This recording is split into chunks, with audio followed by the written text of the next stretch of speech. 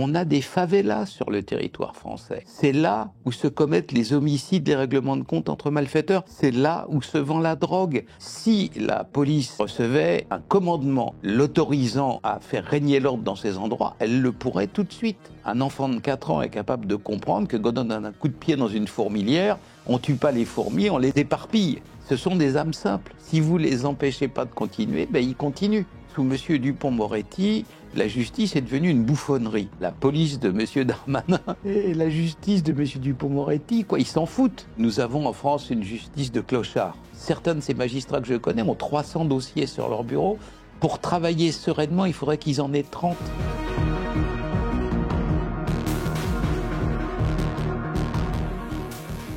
C'est un fléau en pleine expansion. Alors, le narcotrafic génère en France des milliards de chiffres d'affaires, des centaines de morts également, et rien ne semble pouvoir en freiner la progression. Alors, pour en parler, j'ai le plaisir de recevoir le criminologue Xavier Hofer. Bonjour. Bonjour et bienvenue chez Front Populaire. Alors, pour introduire cet entretien, je voudrais vous faire réagir sur cette délégation de magistrats mexicains qui est venue en France et qui a appelé justement la France à prendre des mesures contre le narco-banditisme sous peine de devenir un nouveau Mexique d'ici 10 ans. Alors, est-ce que ça vous semble excessif ou réaliste?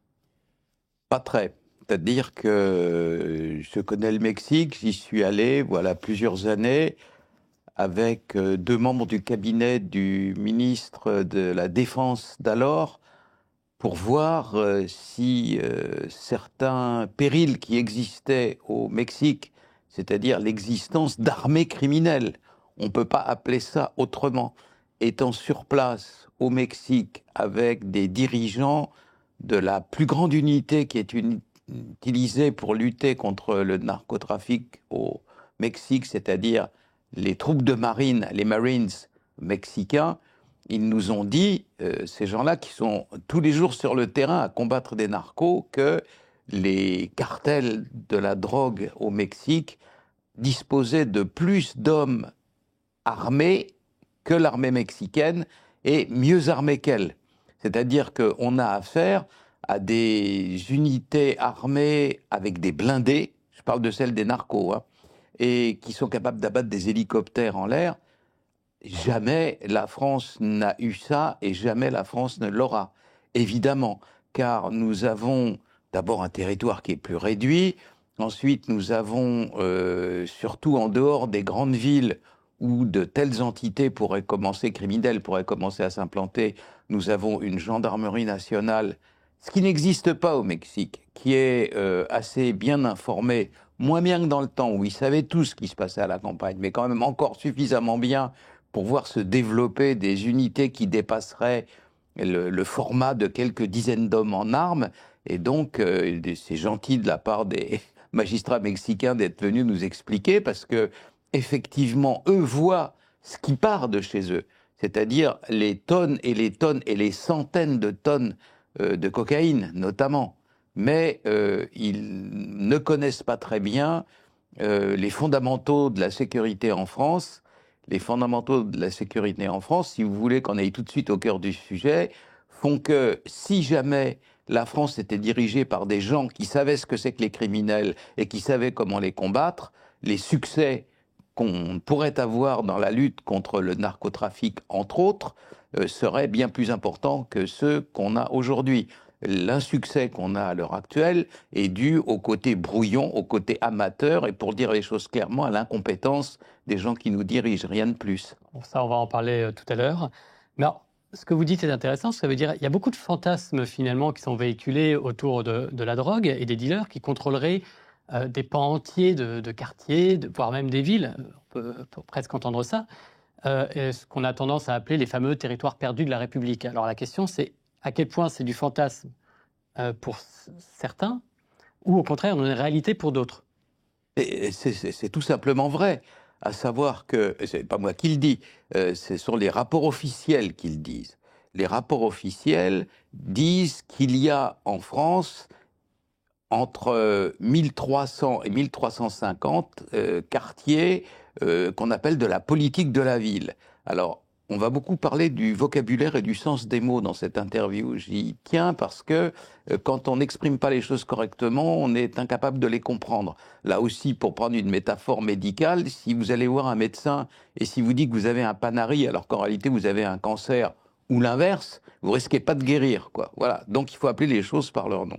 Il y a des quartiers de la politique de la ville, ça signifie qu'il y a dans la périphérie des métropoles et de plus en plus dans des villes moyennes, voire petites, des quartiers dans lesquels la police ou la gendarmerie n'intervient que très rarement pour des opérations coup de poing et qui, au jour le jour, sont entre les mains de bandes armées, pour l'essentiel dirigées par des caïds qui s'enrichissent grâce au trafic de la drogue.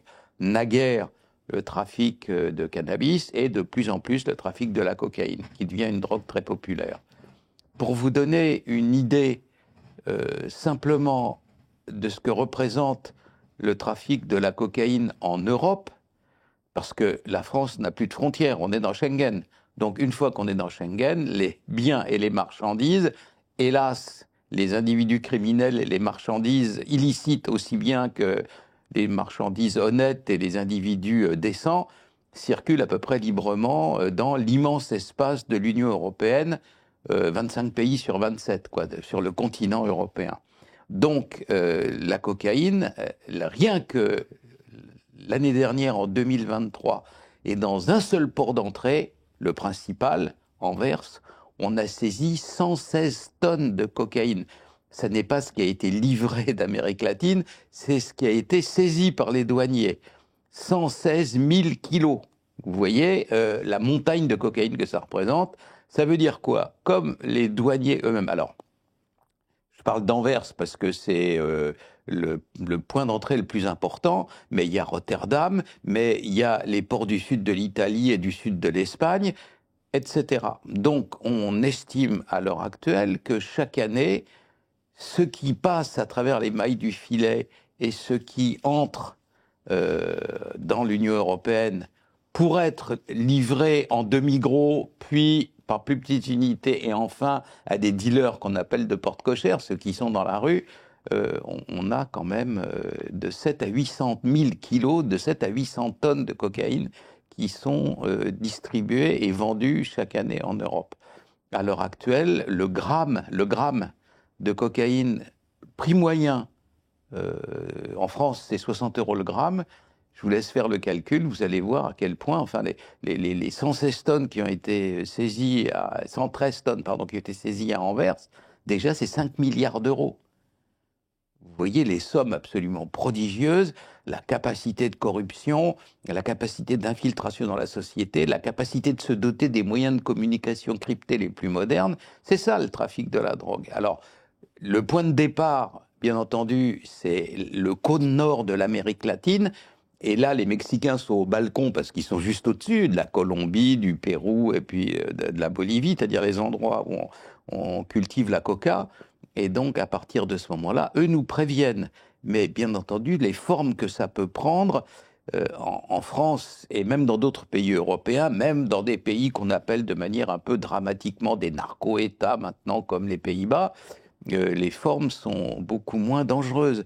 On s'est aperçu, peut-être vous souvenez-vous, au Mexique, de la disparition d'une quarantaine d'étudiants qu'on n'a jamais retrouvés. Ils étaient partis pour une espèce de petit voyage de fin d'études et ils sont arrivés dans une province et dans une ville du Mexique où ils ont été confondus par des veilleurs du cartel local avec des soldats d'un autre cartel. Ils ont tous été tués. Et donc, après ça, il y a eu une enquête énorme, il y a eu énormément d'interceptions électroniques qui ont permis de retrouver l'essentiel, de comprendre l'essentiel de l'histoire. On s'est rendu compte que toute une province, toute la police, toute la gendarmerie, ce qui existe sous le nom de gendarmerie au Mexique, était entre les mains du cartel. Que quand le commissaire, les interceptions ont permis de voir que quand le commissaire de police de cette ville appelait le chef du cartel au téléphone, il l'appelait chef. Oui, chef, bien chef. De semblables situations sont naturellement inenvisageables en Europe et surtout en France où l'appareil d'État, dans ses fondamentaux, conserve une partie de sa force. Alors justement, je voudrais vous faire réagir à cet article du Figaro. Donc il y a un préfet sous anonymat qui a déclaré, alors là je le cite, « Par endroits en France, les dealers développent un tel sentiment d'impunité qu'il leur arrive de demander aux policiers leurs papiers quand ceux-ci pénètrent leur territoire. » Alors moi je vous avoue d'une part que quand je lis ça, les bras m'en tombent. Et ce qui m'intéresse là également, c'est on a affaire à un préfet, un représentant de l'État, et on a le sentiment quelque part d'une résignation. À quel point on peut parler peut-être de lâcheté ou de résignation de la part de l'appareil de l'État, parce que... Il faut donner à ceux qui nous écoutent et qui nous regardent le sens des proportions. Il y a la sécurité sur le territoire français est assurée par deux forces de sécurité intérieure, la police nationale et la gendarmerie nationale. La gendarmerie nationale contrôle 95% du territoire à peu près, et la police nationale 5%, mais les grandes villes et leurs périphéries. Les territoires dans lesquels effectivement des voyous, les choufs, les guetteurs contrôlent l'entrée dans la cité et demandent leurs papiers à des individus, alors ça n'existe pas qu'on demande leurs papiers à des gens en uniforme. Il se peut qu'un individu en civil entrant dans le quartier et dans lequel un gamin de 16 ans va dire « T'habites ici, fais voir, donne-moi une preuve que t'habites ici », il ignore que c'est un policier, bien entendu. On ne va pas avoir un quart de CRS qui est contrôlé les mains en l'air. Voilà, ça c'est fantasmatique. Mais quand même, c'est déjà grave, et ça m'amène à continuer à insister sur le point que je vous disais, ça ne se produit que dans les zones hors contrôle du territoire, lesquelles représentent à peu près 2% des 5% déjà urbanisés. Et donc, si la police voulait se donner la peine, non. Si la police recevait des ordres, recevait un commandement l'autorisant à faire régner l'ordre dans ces endroits, elle le pourrait tout de suite. Regardez par exemple, tout le monde a entendu parler des quartiers nord de Marseille. C'est là où de temps en temps le ministre de l'Intérieur ou M. Macron vont faire les coqs, vous savez, les petits coqs en disant « mais ça ne se passera pas comme ça, mais vous allez voir ce que vous allez voir, l'ordre sera respecté sans faiblesse ». C'est 4 arrondissements de Marseille, 13e, 14e, 15e et 16e. Dans ces 4 arrondissements, dont on connaît la population un par un. On est dans une ville d'un pays policé quand même. On sait que, alors il y a les clandestins en plus, mais il ne peut pas y en avoir plus qu'une petite quotité. Donc on sait que les quartiers nord de Marseille, c'est 250 000 habitants. 250 000 habitants en 2023, 44 homicides, 44 assassinats de bandits les uns contre les autres. Les fameux règlements de compte entre malfaiteurs. Quelle est la proportion des homicides? Eh bien, pour la France entière, on sait ça, l'ONU tient des comptes sur les homicides par habitant. C'est pas très difficile parce que quand on vous pique votre portefeuille à pickpocket, on connaît à peu près 20%, il y a 20% des cas de vol à la tire comme ça qui sont rapportés aux autorités. Les homicides, on les connaît tous, évidemment. Quand il y a un Maccabée par terre dans la rue, il y a au moins 5, les hôpitaux, la police, la justice, etc. On peut regrouper les statistiques assez finement. Donc, la proportion en France, par 100 000 habitants, est de 1,15 homicides pour 100 000 habitants. Quand on prend uniquement les quartiers nord de Marseille, c'est-à-dire les 4 arrondissements dont je viens de vous parler, c'est 17,5 homicides par 100 000 habitants, c'est-à-dire un tout petit peu au-dessous du nombre des homicides du Guatemala et un tout petit peu moins que le nombre des homicides du Brésil. On a des favelas sur le territoire français. C'est là où se commettent les homicides, les règlements de compte entre malfaiteurs. C'est là où se vend la drogue. C'est là où sont installés ce qu'on appelle les supermarchés de la drogue. Alors en argot de dealer, on dit les fours, hein. C'est là où sont les fours. C'est là où parlent les livreurs de ce qu'on appelle Uber Sheet, c'est-à-dire les gens qui livrent la drogue à domicile, commandée par téléphone ou par des applications, vous savez, des réseaux sociaux, etc. Donc maintenant, on peut se livrer. C'est de là que ça part. Le seul problème criminel, c'est de là d'où venait l'assassin du colonel Beltrame. etc. On peut continuer jusqu'à demain matin. Donc la totalité de la France, les 555 000 km² de la France métropolitaine n'ont pas un problème de drogue massif. Ces endroits-là, oui, parce que ces endroits-là sont à la fois la cour des miracles, comme au Moyen-Âge, et la piste qui mine, à savoir qu'il y a des armes qui circulent, il y a des choses illégales qui s'y accomplissent, en dehors du regard de la police et de la justice. Quand le préfet dit « ouais, il y a un de mes flics qui s'est fait contrôler », ben c'est cet endroit-là qui parle. Voilà, c'est ça. Donc la France a un seul problème criminel, que ce soit pour les homicides, que ce soit pour le trafic de stupéfiants en grande quantité, en gros ou en demi-gros, ce sont ces quartiers de la politique de la ville, dont les plus graves, et les 4 de Marseille, les 4 arrondissements de Marseille sont en plein dans cette perspective-là, on appelle du nom horrible, terrifiant, de quartiers de reconquête républicaine. C'est l'État lui-même qui avoue qu'il les a perdus. Alors, pourquoi je vous dis que c'est l'impéritie officielle et rien d'autre?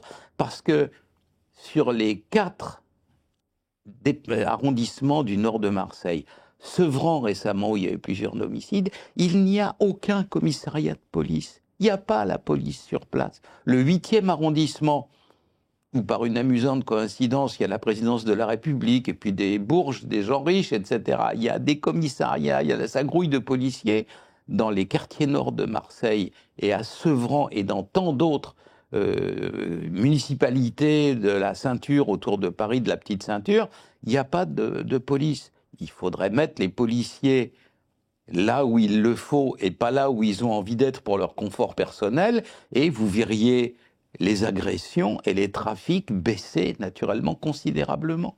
C'est ça le seul problème.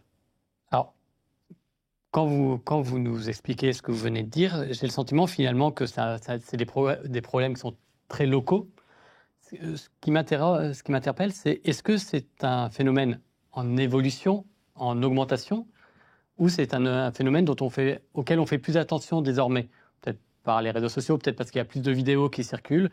En gros, est-ce que finalement ces problématiques de mort, ces problématiques d'homicide ont toujours existé? Oui, mais à l'heure actuelle, ça se diffuse dans le paysage français parce que le gouvernement, depuis 2 ou 3 ans, fait tout pour disperser les clandestins et les gens hors statut en France vers la campagne pour éviter que ça fasse un spectacle désolant au moment des Jeux Olympiques. Donc, si vous transférez à Criquebeuf-le-Petit ou à la Motte-Beuvron des gens qui n'ont absolument aucune ressource et qui ne connaissent pas la langue du pays, comment voulez-vous qu'ils survivent, sauf à commettre des rapines, sauf à se transformer en dealers? C'est ça le problème. Donc, une fois de plus, le problème n'est pas celui d'une criminalité qui s'aggrave terriblement en France, c'est le problème d'un appareil d'État qui n'est pas capable de résoudre ce problème-là efficacement et qui donc fait un peu n'importe quoi. Et au lieu de faire en sorte que la criminalité soit d'abord concentrée dans un certain nombre de points, puis réduite dans ces points-là, l'État, enfin, un enfant de 4 ans est capable de comprendre que quand on donne un coup de pied dans une fourmilière, on ne tue pas les fourmis, on les éparpille. Et bien, à l'heure actuelle, voilà, cette criminalité, ces trafics de drogue font que la criminalité s'éparpille depuis la périphérie des métropoles vers les petites villes et même la campagne. Pourquoi est-ce le cas? Il faut que les gens comprennent pourquoi c'est le cas. Le milieu criminel, les grands, les petits bandits, la plus belle entité criminelle du monde, qui est la mafia sicilienne, et les voleurs de poules du fin fond du Calvados ou du Tarn-et-Garonne, ont tous un point en commun. Tout le monde illicite a un point commun. C'est le fait d'être hors la loi. Ils n'obéissent pas aux lois, ils ont des activités illicites, et donc les lois, l'appareil d'État, la France est un État de droit, on dit. Le droit s'applique à tout le monde, sauf à ces individus-là qui se sont mis en retrait, et donc ils ne peuvent pas plus faire l'appel à la loi entre eux qu'envers les autres.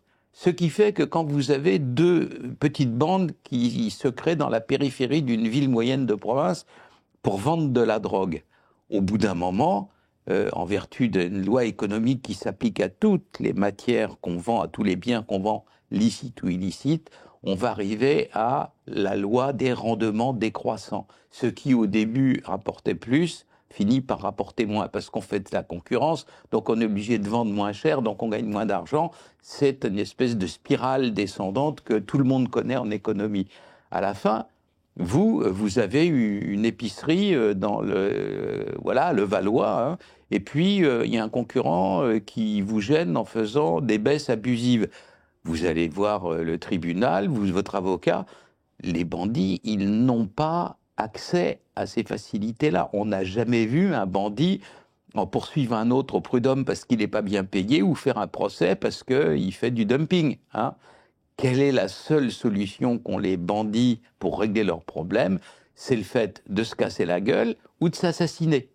Voilà, l'échelle des peines, dans les barreaux de l'échelle des peines criminelles, il y a 2 barreaux, si vous voulez. Je te mets une balle dans la jambe ou je te la mets dans la tête, quoi. C'est l'intimidation d'abord et l'homicide ensuite. Donc, si vous laissez du trafic de stupéfiants, si le processus, vous envoyez des gens à la campagne pour pas qu'ils soient visibles. Si ces gens-là sont sans ressources, s'ils se mettent à vendre de la drogue, il est obligé, il est fatal, ils n'ont pas d'autre solution à un moment ou à un autre que de s'entretuer, vous comprenez? C'est clair. Et c'est ça que le gouvernement ignore. Nous sommes dirigés par un monsieur qui a peut-être des qualités immenses. Moi, je suis criminologue, hein, je ne peux pas vous dire si c'est ou non un Mozart de la finance dont on a... J'entends dire que non, mais enfin, c'est pas à moi de décider si c'est le cas ou non. Mais en tout cas, comme son univers mental se situe quelque part entre Wall Street et la City de Londres, je suis pas bien sûr qu'il comprenne grand-chose aux affaires, à la manière, au fonctionnement du monde criminel, du milieu criminel. Est-ce que ça, je me Oui, permets de réagir, est-ce que ça l'intéresse? Parce que finalement, il en parle très peu. Non, ça l'intéresse pas. Pour lui, comme tous les ultra-libéraux de l'école de Chicago et consorts, la fluidité doit régner partout, et donc cette espèce de monde dans lequel les gens s'entretuent, dans lequel ils sont brutaux et violents, pour lui, ça, c'est un pénible rappel du monde de Néandertal ou de Cro-Magnon, quoi. Ça l'intéresse pas du tout. Voilà, c'est pas là où se situe son univers, c'est pas ça qu'il envisage pour la France. Startup Nation, hein, quand il avise de parler anglais, il parle de Startup Nation, c'est-à-dire il a envie qu'on soit une espèce de Californie des années 70, qui n'existe même plus en Californie d'ailleurs, où c'est le pire bazar depuis qu'on a dépénalisé le cannabis. Mais ceci est une autre histoire. On va y venir dans quelques instants. Il y a eu récemment un rapport sénatorial, encore un, vous allez peut-être me dire, qui alertait sur justement l'entrée de la drogue dans les campagnes. Pour vous, donc, de ce que je comprends, c'est finalement parce qu'on a mis un coup de pied dans la fourmilière, pour ainsi dire, qu'il y a ce phénomène. Mais est-ce que ce phénomène, néanmoins, ne va pas s'installer dans le temps? Oui, si on n'y prend pas garde. La criminologie a quelques principes de base, dont l'un est tout bête. Voilà. Il tient en une phrase, il pourrait même passer pour une boutade. La phrase est « Les malfaiteurs ne s'arrêtent que quand on les arrête ». C'est tout simple, on les laisse faire, mais ils continuent. Pourquoi? Parce qu'ils ne se livrent pas à des activités criminelles, ils ne braquent pas des banques, ou des boutiques de téléphonie maintenant plutôt. Ils ne vendent pas de la drogue, ils ne prostituent pas des jeunes femmes par plaisir, mais c'est leur seule ressource. Ils le font pour gagner leur vie. C'est-à-dire, ils ont renoncé très jeunes à aller visser des boulons dans une usine en se levant à 5 heures du matin, mais il faut quand même vivre. Voilà, ils font ça pour vivre. Donc, vous avez cette nécessité pour eux. Si la répression, à un moment donné, ne s'abat pas... Je ne suis pas un répressif fanatique, il faut faire ça dans les mesures prévues par le code pénal, qui en France est tout sauf un code pénal totalitaire, etc., qui est mesuré. Donc il faut les empêcher à un moment donné de continuer. Si vous ne les... Ce sont des âmes simples. Si vous ne les empêchez pas de continuer, ben ils continuent. Voilà. Alors, à l'heure actuelle, sous M. Dupond-Moretti, la justice est devenue une bouffonnerie. Comprenez qu'il y a des gens qui mettent une banderole sur un immeuble et sous prétexte qu'on les aime pas, on les condamne à de la prison ferme. Mais vous avez des individus qui ont agressé, qui ont un casier judiciaire long comme le bras et qui ressortent du tribunal avec les mains dans les poches. C'est pas normal. Les bandits ont, tous autant qu'ils sont, des grands bandits et les petits bandits, ont un sens aigu de la réalité des choses. C'est-à-dire que, comme ils vivent dans un monde totalement darwinien, où seuls les plus adaptés survivent, s'ils n'ont pas une idée réaliste de ce que peut et va faire la justice et la police contre eux, ils sont soit en prison, soit morts du fait de concurrents. En conséquence de quoi, ils savent très bien ce que la justice peut et veut. Monsieur Darmanin et même Monsieur Macron nous ont bassinés avec des histoires d'opérations XXL, etc. Regardez les médias tous les jours. Ils continuent à s'entretuer comme si de rien n'était. Ils continuent à vendre de la drogue comme si de rien n'était. Il y a une seule explication à ça, c'est qu'ils n'ont pas peur. C'est que, je sais pas, si vous voyez Monsieur Macron froncer les sourcils et dire « je vais me fâcher » ou Monsieur Attal taper sur la table, ou Monsieur Dupond-Moretti, vous avez envie de rire, quoi. Oui, ils sont pas sérieux. Voilà, donc on sent que leurs velléités de rétablir l'ordre sont purement théoriques, sont prises pour la galerie et qu'elles ne débouchent sur rien. Si vous me permettez, je vais vous donner un cas concret. Les criminologues qui, de temps en temps, comme aujourd'hui, vous voyez, vous m'interviewez, etc. Donc, il arrive qu'on nous voit à la télévision. Et il faut savoir une chose, que les bandits en question, ceux des cités, ceux des zones hors contrôle, ceux des quartiers de reconquête républicaine, sont pour l'essentiel illettrés. Donc, ils passent leur vie sur les réseaux sociaux, sur les TikTok, sur les mails. Et donc, ils connaissent des gens dont la figure par moment est médiatisée. Il n'y a pas si longtemps que ça, je sortais d'un rendez-vous et c'était un moment où il faisait beau exceptionnellement. Donc à la terrasse d'un bistrot, il y avait 3 loulous typiques des cités. Alors ils ont des boulots de couverture, cela était Uber, livreur, vous savez, un truc comme ça. Et il me voit, et il m'appelle, et disait, Rofer, c'est toi le criminologue? Je dis, oui, bien sûr, parce que ils ont naturellement, même jamais de leur vie, ouvert un livre, mais ils voient des gens, donc ils les reconnaissent. Alors je dis, ouais, il me dit, c'est cool ce que tu fais comme boulot, c'est vrai que tu as vu des mafieux et tout. Alors je dis, oui, enfin, pas si simple, parce qu'ils ne se déclarent pas comme tels, mais oui, j'étais en Sicile, ou j'étais au Japon, où j'ai vu des Yakuza et tout. Alors, oh, c'est cool et tout. Et puis il dit, dis donc, tu pourrais m'expliquer un truc, il y a mon cousin, là, il était arrêté. Donc le cousin, je sais pas, mais c'était pour un gros trafic de drogue. Il dit, mais j'ai pas compris, il est sorti les mains dans les poches du tribunal. Même eux comprennent pas. Même eux, l'être humain, même une musaraigne, tout mammifère a vaguement quelque part un sens de la justice. J'ai fait ça, qu'est-ce qui va me tomber dessus? Le chien qui a becté le gigot, il s'attend pas à se faire féliciter, quoi. Voilà, ben même ça. Et là, ils étaient stupéfaits de la manière dont la justice était incapable de rien faire de sérieux en France, que les rodomontades de M. Dupond-Moretti et les postures de M. Darmanin, qui joue toujours à Napoléon au pont d'Arcole, voilà, c'était dans le vide, et puis que sur place, il ne se passait rien. Vous savez, les gens en question, ils viennent de quelque part. Généralement, ils viennent de pays du Maghreb. Pas toujours, mais souvent. Ils savent ce que fait la gendarmerie marocaine ou algérienne. Ils savent que ce n'est pas des enfants de cœur là-bas. Et ils arrivent en France, alors ils font des trucs pendables et il leur arrive rien. Donc voilà pourquoi ça continue, voilà pourquoi ça se répand. Si vous avez un enfant et si vous lui laissez faire toutes les sottises du monde sans jamais lui dire ça va comme ça, eh ben à un moment donné, il va finir par jouer à Tarzan dans les lustres ou à faire n'importe quoi d'horrible et puis à se fracasser à la fin du compte, parce que simplement, à un moment donné, il faut marquer les limites. Ça n'est plus fait à l'heure actuelle. La preuve, c'est qu'ils continuent à s'entretuer et à vendre de la drogue et à braquer. Enfin, vous vous rendez compte que récemment, on a braqué une grosse bijouterie à 10 minutes à pied de l'Élysée, avenue Montaigne. Vous remontez vous traversez les Champs-Élysées, vous êtes à l'Élysée. La police de M. Darmanin et la justice de M. Dupond-Moretti, quoi, ils s'en foutent. Clairement, c'en est la preuve. Alors, moi, ce qui m'intéresse aussi, c'est l'évolution finalement de la famille du banditisme. Oui. Et ce qui m'intéresse, vous avez de l'expérience, donc quel est le profil aujourd'hui des caïds? Vous venez un petit peu de le dire.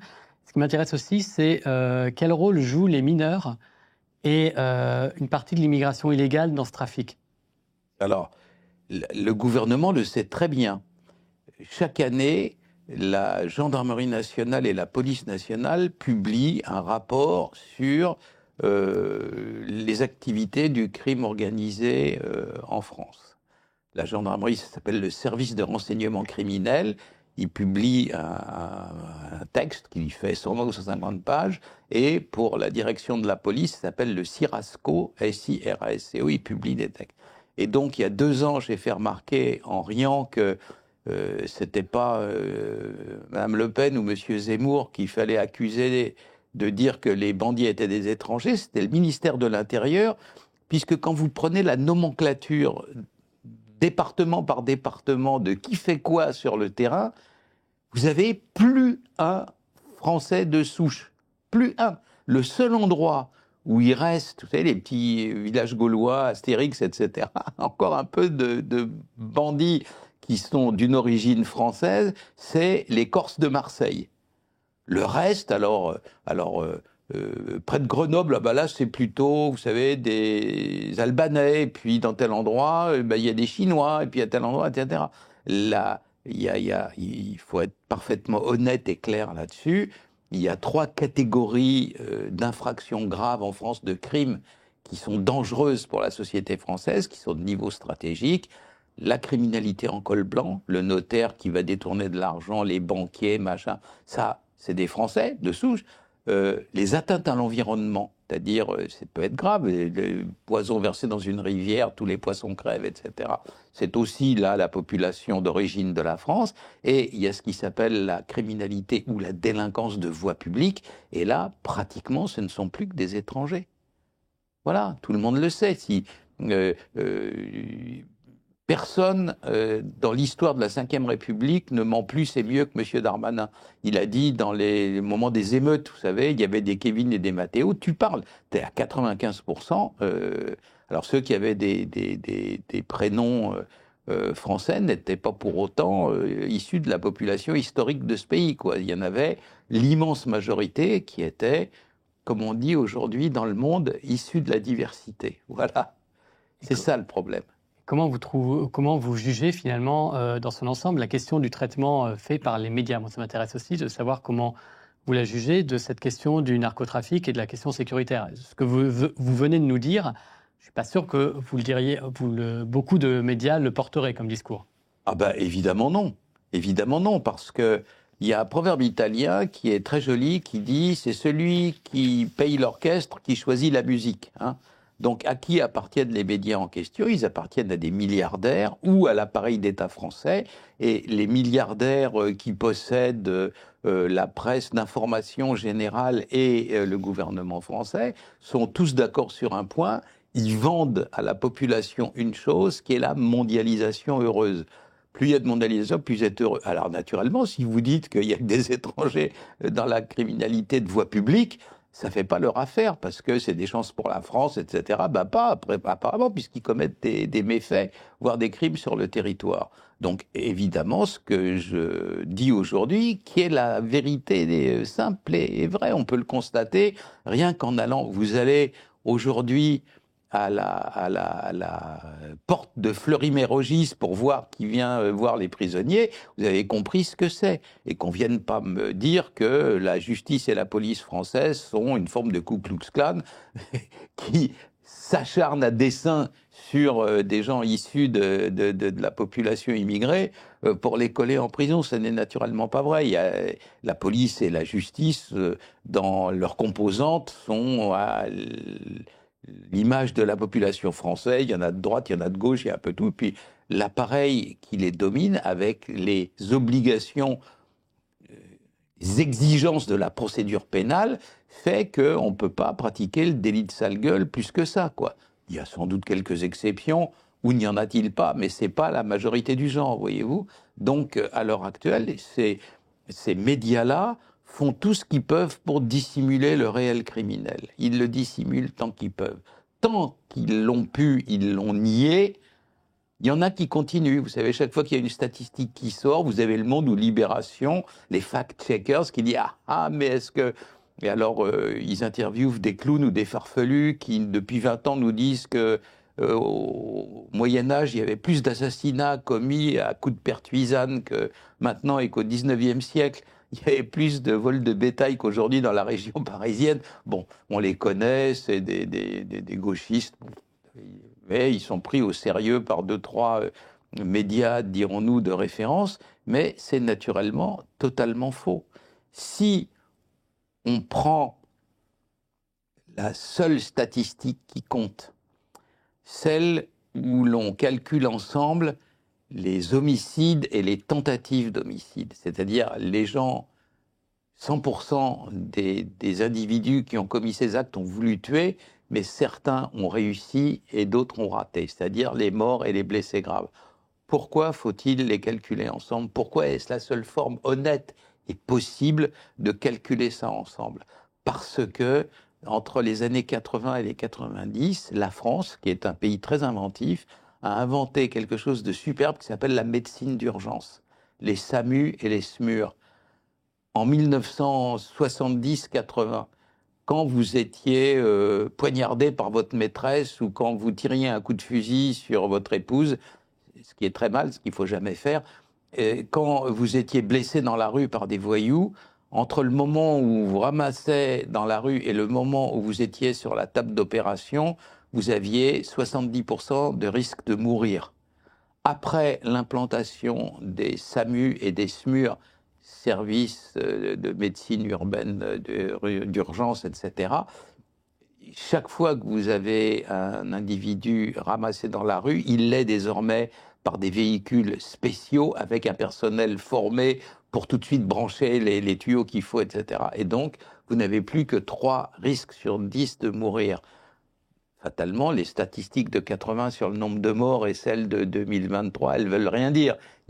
En revanche, quand on calcule ensemble le nombre de morts et de blessés graves, on s'aperçoit que sur les 20 dernières années, il y a eu pratiquement plus 110% d'homicides et de tentatives.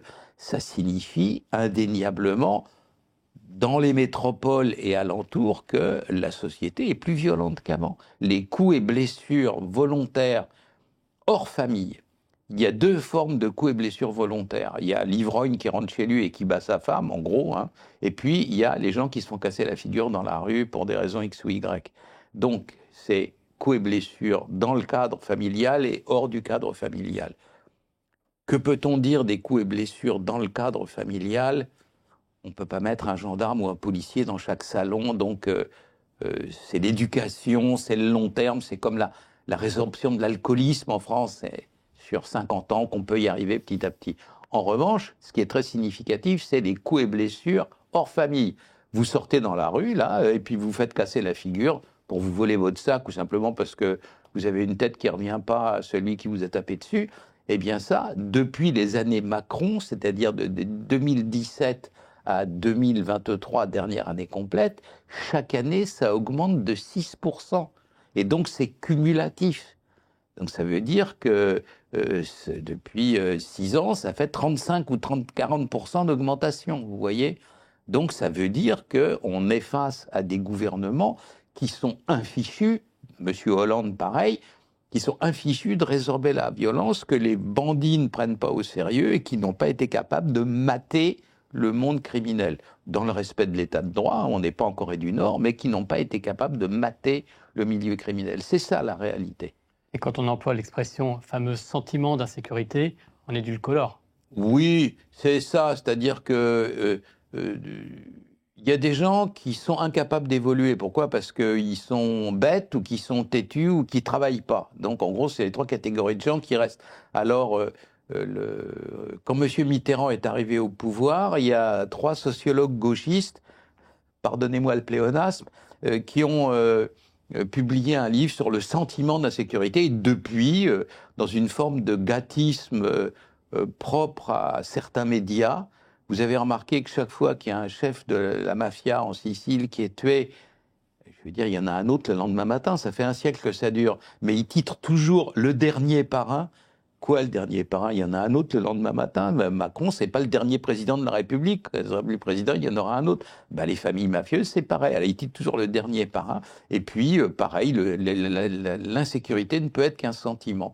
C'est du gâtisme. C'est des gens qui travaillent pas. Ils font mécaniquement des trucs à la vite fait, à la va-vite, avant d'aller gagner leur argent en vendant leurs services ailleurs. Et puis, ils ne sont pas si pertinents et si bien informés que ça. Je voudrais qu'on s'intéresse maintenant un petit peu au profil du consommateur, parce qu'on a beaucoup parlé des bandits, on n'a pas parlé vraiment des consommateurs. Alors déjà, si vous me permettez, ce n'est pas des consommateurs. Si c'est de la drogue, c'est des toxicomanes. Vous voyez, il faut appeler les choses par leur nom. Les consommateurs, c'est 60 millions des consommateurs, le journal, là, et c'est le prix des couches-culottes ou le prix des carambars.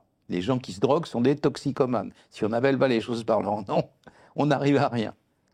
On pourrait rétorquer que pour l'alcool, dans ce cas-là, la question se poserait aussi. C'est des alcooliques. Mais voilà, c'est simple. Quelqu'un qui boit de l'alcool plus que de raison, c'est un alcoolique. Les traitements à l'hôpital, c'est le traitement anti-alcoolique. Les mots, vous voyez, il y a des... Je vais donc reprendre votre mot. Oui. Aujourd'hui, le toxicomane, quel est le profil type du toxicomane en France et comment il évolue? C'est-à-dire, de quel trafic on parle? Est-ce que c'est essentiellement du cannabis? Est-ce que c'est de l'héroïne, de la cocaïne? Quel type de drogue les Français, justement, consomment-ils? Alors non. Oui, que là, consommer de la drogue, prendre de la drogue, prennent-ils ou de... Voilà. Là, c'est pas grave. Mais ceux compris. qui les prennent sont des toxicomanes. Si vous n'appelez pas... Je veux dire, à la fin, les gens n'ont pas de raison. S'il n'y a pas un terme un peu dur pour désigner les choses illicites, pourquoi ils s'arrêteraient?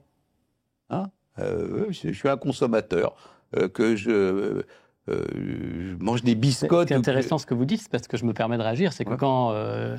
Dupond-Moretti dit qu'une partie du problème vient des consommateurs, quelque part, ça veut dire que lui-même aussi minimise, selon... évidemment, mais lui, ces gens-là vivent dans une espèce de symbiose. Vous avez vu les affaires qui ont successivement frappé la Ve République ces dernières années, du Hamel, Sciences Po, machin. Il y a une espèce de petit marigot où il y a des hommes politiques et leurs journalistes chouchous. Alors, ils vivent tous dans... Voilà. Michel Maffezoli, qui est un grand sociologue, lui, a baptisé cette espèce de clique au sommet de la société. Il a baptisé l'infosphère. L'infosphère, c'est les gens qui... disent et les gens qui ont le pouvoir de dire, c'est-à-dire les gens qui possèdent les journaux et ceux qui mettent dans les journaux pour détenir la bonne parole. Alors là, effectivement, M. Dupond-Moretti, il est en plein là-dedans. Pour lui, c'est des consommateurs. Et quand il parle maintenant des bandits ou des voyous, il n'y a plus qu'un seul mot d'utiliser, c'est le mot auteur. Comme à l'Académie française, vous savez. Voilà. Alors, il y a des auteurs, et puis il y a des consommateurs, et puis ils prennent des produits. Qui peut comprendre quoi que ce soit? Là, avant de venir vous voir, je lisais les journaux sur ma petite tablette, là, et je vois aussi que les mêmes médias sont incapables de parler de l'origine des gens. Quand ils parlent de quelqu'un qui vient d'Algérie, ils ne disent pas un Algérien, ils disent un ressortissant algérien. Quel intérêt, sauf pour diluer l'attention des gens, de mettre un énorme mot comme ressortissant de 4 syllabes avant le fait que le ressortissant, il est algérien ou tunisien ou quoi que ce soit. J'en veux pas plus aux uns qu'aux autres. Mais donc, il y a une espèce de langue de coton qui est en train d'être imposée par les médias, et qui font, mais c'est suicidaire, parce que si vous prenez 30 qualificatifs différents, et si vous les remplacez par un seul mot, À l'heure actuelle, les situations, écoutez et lisez les médias, elles ne peuvent plus être que compliquées. Ah ben c'est compliqué ceci, compliqué cela. Si vous remplacez tous les mots par compliqué, si vous remplacez tous les drogues par produits, si vous remplacez toutes les formes de malfaiteurs par auteurs et toutes les formes de toxicomanie par... Vous faites la place à l'intelligence artificielle qui a un vocabulaire simple pour vous remplacer en tant que journaliste. Ces gens-là sont en train de scier la branche parce que c'est la diversité du langage, c'est sa subtilité, c'est sa complexité qui fait que la machine ne fait pas encore face. Mais si c'est 10 mots dans le domaine de la sécurité avec toutes les formes d'individus en cause deviennent des personnes. Voilà. Alors, il y a une personne qui a tapé une autre personne parce qu'il y a une troisième personne qui lui a vendu des produits. Et donc, ce consommateur, comment vous voulez comprendre quoi que ce soit là? Il n'est pas possible que ce soit le hasard. C'est naturellement fait de manière à peu près délibérée pour que les gens ne voient pas le réel criminel qui est qu'il y a des victimes, qu'il y a des assassins, qu'il y a de la drogue, qu'il y a des morts. Et voilà, donc dans les mêmes comptes rendus, vous avez que les gens perdent la vie, vous savez, comme si on perd ses clés. Voilà. Et des gens qui n'ont pas de... des gens sans domicile, comme le pain sans gluten, vous voyez, c'est des trucs comme ça, un peu banalisés et tout. Donc ce vocabulaire, et comme ces gens-là ont perdu totalement à 100% la guerre de la prise de conscience chez les gens qui avaient une réalité criminelle dangereuse, mais la preuve, hier encore, il y a eu un sondage, 75% des Français sont très mécontents de l'activité de M. Macron et de M. Darmanin et consorts sur le sécuritaire. C'est qu'ils ont compris quelle est la situation. Autrement, ils seraient béats, ils diraient « peace and love, tout va bien », etc. Et là, pas du tout. Donc, c'est bien la preuve que vous avez une caste au pouvoir qui s'enferme toujours plus dans une espèce de vision irénique des choses et dont les décrets et les ordres arrivent de moins en moins au ras du sol, au point que, comme je vous l'ai dit tout à l'heure, les voyous eux-mêmes me disent « Mais qu'est-ce qui se passe? Pourquoi mon cousin, là, il a... » Voilà, ils comprennent plus. Donc, ça peut pas durer très longtemps. La légalisation du cannabis, on en parle de plus en plus. Bonne ou mauvaise idée? Ça fait partie des bonnes idées inapplicables. Nous avons en France une justice de clochards. La France a moins de procureurs par 100 000 habitants que l'Albanie. Certains de ces magistrats que je connais ont 300 dossiers sur leur bureau. Pour travailler sereinement, il faudrait qu'ils en aient 30. On charge toujours plus une mule qui est déjà au bord de défaillir. Le pays le plus laxiste en Europe après les Pays-Bas, c'est la France. C'est 100 000 euros de chiffre d'affaires par week-end. Bon, filer 10 000 euros en cash à un avocat, c'est pas difficile, hein, ou à un magistrat.